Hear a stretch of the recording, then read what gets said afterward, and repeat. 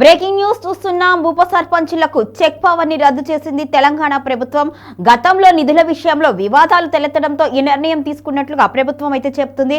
అయితే దీంతో ఇక గ్రామాల్లో అయితే వివాదాస్పద వాతావరణం అయితే నెలకొంది. ముఖ్యంగా ప్రభుత్వం మీద అయితే ఆగ్రహం వ్యక్తం చేస్తున్నారు ఉప సర్పంచులు. రాష్ట్ర ప్రభుత్వం కీలక నిర్ణయం తీసుకుంది. గ్రామ పంచాయతీల్లో ఉప సర్పంచులకు ఉన్న చెక్ పవర్ ను రద్దు చేస్తూ ఉత్తర్వులు జారీ చేస్తుంది. ఇకపై పంచాయతీ ఖాతాల నుంచి నిధుల ఉపసంహరణపై సర్పంచ్కే పూర్తి అధికారం ఉండనుంది. పాలనలో స్పష్టత, జవాబుదారీతనం పెంచడమే లక్ష్యంగా ఈ నిర్ణయం తీసుకున్నట్లుగా ప్రభుత్వం పేర్కొంది. ఇటీవల కొన్ని గ్రామ పంచాయతీల్లో నిధుల వినియోగంపై వివాదాలు తలెత్తిన నేపథ్యంలో ఈ ఉత్తర్వుల ప్రాధాన్యం సంతరించుకున్నాయి.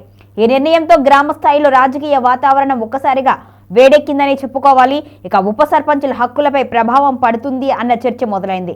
ప్రభుత్వం తీసుకున్న ఈ నిర్ణయంపై గ్రామ పంచాయతీ ప్రతినిధులు ఎలా స్పందిస్తారు అనేది ఇప్పుడు ఆసక్తికరంగా మారింది.